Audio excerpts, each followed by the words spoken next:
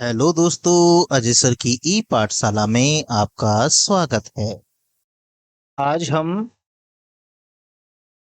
UP board class 7 गणित विषय की इकाई 2 घातांक उसकी अभ्यास 2B के बचे हुए शेष प्रश्नों को सरल करेंगे। प्रश्न संख्या 1 और 2 हम पिछली वीडियो में सरल कर चुके हैं। अब हम प्रश्न संख्या 3 से आगे के प्रश्नों को सरल करेंगे। तो चलिए शुरू करते हैं।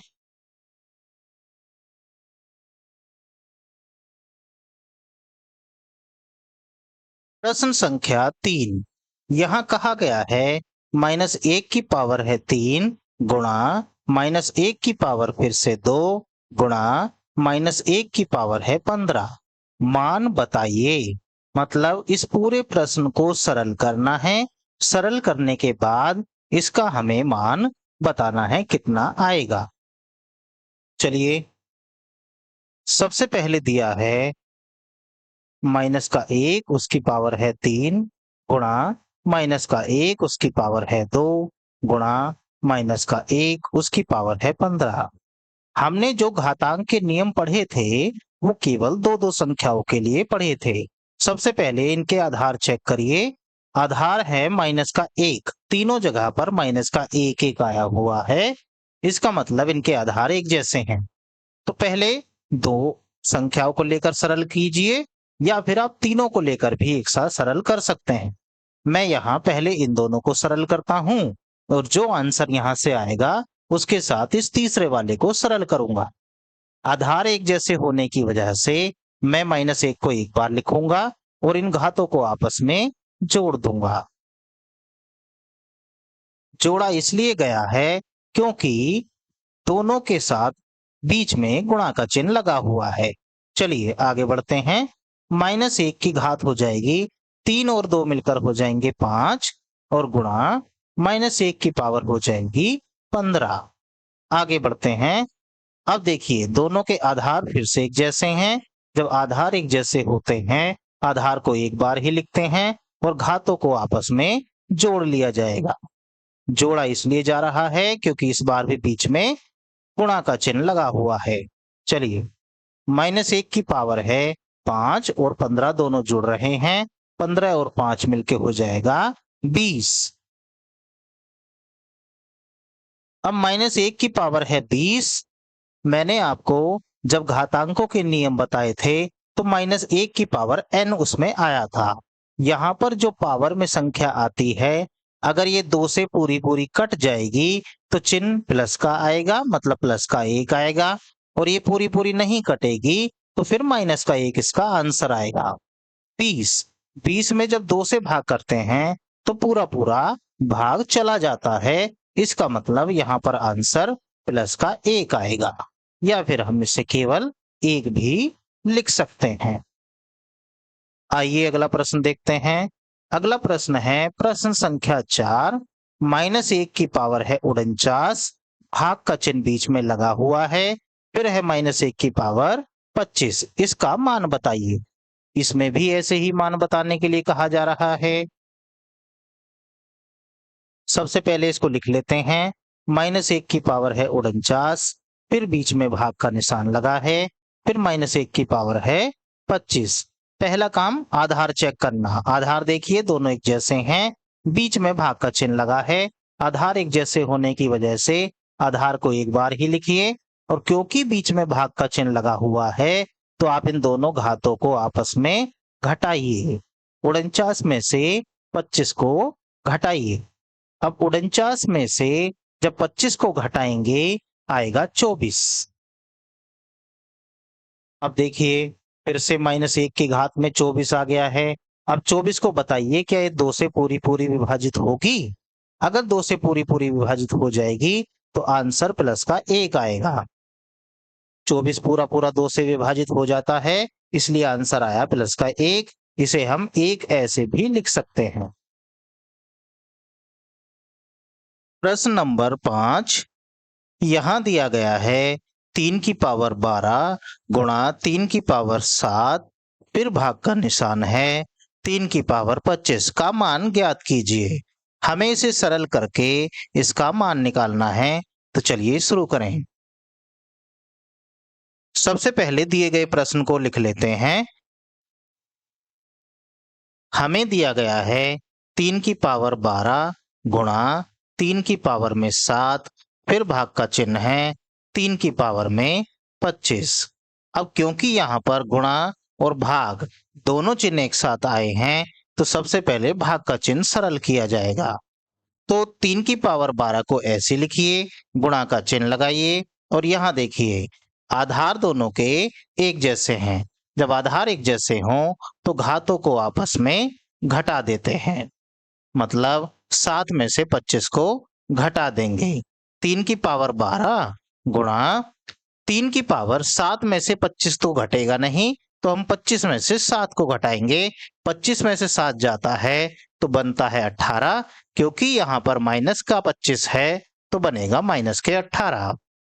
आइए अब फिर दोबारा से देखिए, आधार इस बार एक जैसे हैं, चिन्ह लगा हुआ है बीच में गुणा का, तो इसका मतलब हमें आधार को एक ही बार लिखना है और दोनों संख्याओं को आपस में जोड़ देना है। जोड़िए 3 की पावर में 12, अब माइनस और प्लस दो चिन्ह एक साथ गुणा में आ गए हैं, तो चिन्ह बन जाएगा माइनस का। ध्यान रखिए जब प्लस और माइनस दो अलग अलग चिन्ह आपस में गुणा में हो तो चिन्ह हमेशा माइनस का बनता है। आइए इसे सरल करें। 3 की पावर 12 में से 18 तो जाएगा नहीं, तो 18 में से 12 को घटा देंगे, बनेगा 6। क्योंकि 18 का चिन्ह माइनस का है तो बनेगा माइनस के 6। या तो आप इसको ऐसे ही रहने दीजिए, ये आपका आंसर हो जाएगा। और अगर आप और हल करना चाहते हैं तो इसे 1 के बटे में प्लस की घात करके लिख दीजिए, ये भी आपका आंसर सही माना जाएगा। चलिए अगला प्रश्न देखते हैं क्या है। प्रश्न संख्या 6, अपनी अभ्यास पुस्तिका में रिक्त स्थानों की पूर्ति कीजिए। मतलब हमें अपनी कॉपी में ये जो खाली स्थान दिए गए हैं इन्हें भरना है। देखते हैं पहला प्रश्न क्या है। 4 4 4 4 ये सब गुणा में है 20 बार, ध्यान रखिए 20 बार। तो खालिस्तान में बताना है। देखिए ब्रैकेट बना के इन्होंने घात में लिख दिया है 20, यानी कि जब 4 की गुणा आपस में 20 बार हो रही है तो घात में तो 20 ही आएगा। अब क्योंकि यहाँ पर संख्या 4 है तो हम आधार बना देंगे 4, 4 की घात हो जाएगा 20। अगला प्रश्न देखिए, क्या दोनों के आधार एक जैसे हैं? आधार तो एक जैसे नहीं हैं। घातें क्या एक जैसी हैं? देखिए घातें एक जैसी हैं। मैंने जो घातांकों के नियमों में बताया था वहां नियम ये था कि अगर a की घात m गुणा b की घात m हो रहा हो, मतलब आधार अलग अलग हों, घातें एक जैसी हों, तो घात को एक ही बार लिख लेंगे और आधारों की आपस में गुणा कर देंगे। यही नियम यहाँ पर लगने वाला है। मतलब यहाँ पे 8 की और 7 की आपस में गुणा हो जाएगी। 8 गुणा 7, 8 सत्ते होते हैं 56। चाहे तो आप इस ब्रैकेट में लिखिए 8 गुणा 7 करके, और अगर ऐसा नहीं लिखना चाहते तो डायरेक्ट ही 56 लिख सकते हैं। जैसा आपका मन करे वैसे से भरिए, दोनों तरीके सही माने जाएंगे। आइए देखिए बटे में आ रही हैं, तो इसका मतलब यहाँ पे भाग के नियम लगेंगे। 9 की घात है 12 और 5 की घात भी है 12, इसका मतलब घातें एक जैसी हैं, आधार हैं अलग अलग। तो यहाँ पर 9 है, नीचे है 5, तो ब्रैकेट के अंदर यहाँ 5 आ जाएगा और दोनों की घात एक बार में ही 12 हो जाएगी। ये प्रश्न भी सरल हुआ। आगे बढ़िए, अगला प्रश्न है 3 की पावर है 8 और ब्रैकेट बनाकर उसकी पावर है 3। इस तरीके का नियम मैंने आपको बताया था कि अगर a की पावर m और फिर उसकी भी पावर n ऐसे दिया गया हो तो a को तो ऐसे ही रहने दीजिए और ये जो पावर दी गई हैं इनकी आपस में कर लीजिए गुणा। तो ऐसे हम यहाँ करने वाले हैं, 8 की इस 3 के साथ गुणा करेंगे, 8 दिया होता है 24। आगे आइए, फिर इसी नियम में मैंने एक तरीका आपको और बताया था। अगर मानिए आप गुणा नहीं करना चाहते तो अंदर वाली घात को बाहर और बाहर वाली घात को अंदर लिख दीजिए। इस नियम का इस्तेमाल देखिए यहाँ होगा। 2 की पावर में 3 है और ब्रैकेट बन के 5 है, ऐसे ही 5 को देखिए अंदर कर दिया, जब 5 अंदर हो गया तो बाहर कौन चला जाएगा? 3। तो ये 3 जो है ये बाहर की तरफ आ जाएगा। ये हमने प्रश्न संख्या 6 के सभी खाली स्थानों को भर दिया है। आगे आइए, प्रश्न संख्या 7 से 9 तक के उत्तर का सही विकल्प छांटकर लिखिए। मतलब हमें इस बार प्रश्न देकर उसके 4-4 उत्तर भी दिए गए हैं, हमें सही उत्तर छांटकर यहाँ पर लिखना है। देखते हैं प्रश्न संख्या 7। प्रश्न संख्या 7 में हमें दिया गया है 5 की पावर 5 और गुणा 8 की पावर 5। अब यहाँ ये चेक करिए आधार एक जैसे हैं या फिर घात एक जैसी। यहाँ पर आधार देखिए ये 5 है और ये 8 है, मतलब आधार तो दोनों अलग अलग हैं। आधार अलग अलग है तो फिर घातों को देखिए, यहाँ 5 है और यहाँ पर भी 5 है, मतलब घात एक जैसी हैं।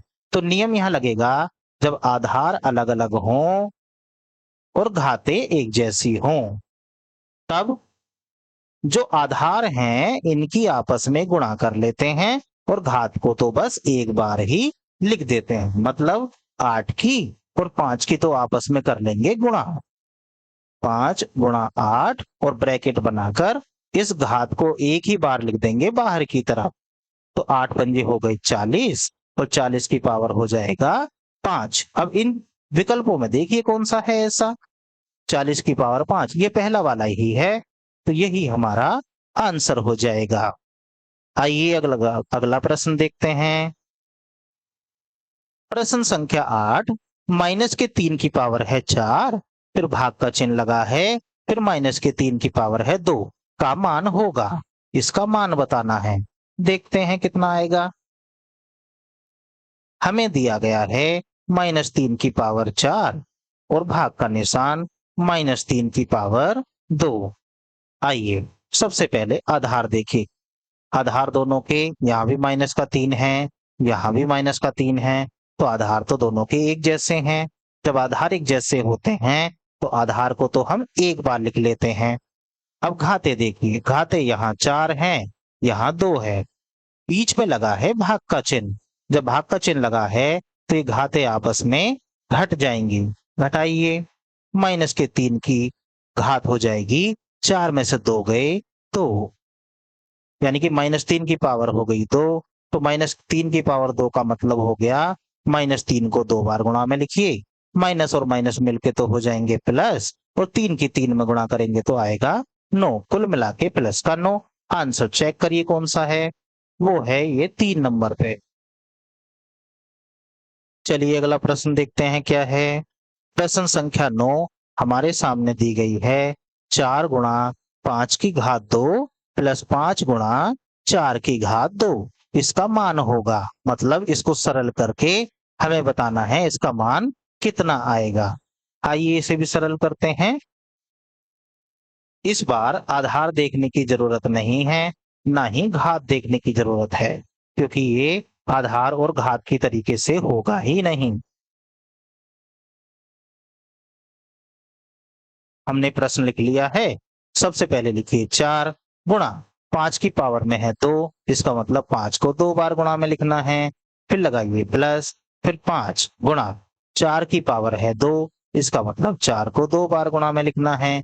आइए सरल करते हैं। 5 की जब 4 में गुणा करेंगे 5 चौक होते हैं 20, और 20 की जब 5 में गुणा करेंगे 20 पंजे होते हैं 100। मतलब यहां से यहां तक इन तीनों संख्याओं की हमने गुणा करी और गुणा करने के बाद आ गया 100। अब इसकी करते हैं। 5 की गुणा जब 4 में करेंगे तो 5 चौक होते हैं 20, और 20 की जब 4 में गुणा करेंगे 30 चौक होते हैं 80। यहाँ पे आएगा 80। अब 100 में जब 80 को जोड़ेंगे तो आएगा 180। यही हमारा आंसर होगा। 4 विकल्पों में से देखिए कौन सा है, वो है विकल्प नंबर 4। आशा करते हैं आपको ये सभी प्रश्न सरल करने समझ आ रहे होंगे। वीडियो को देखने के लिए आपका धन्यवाद। Thanks for watching.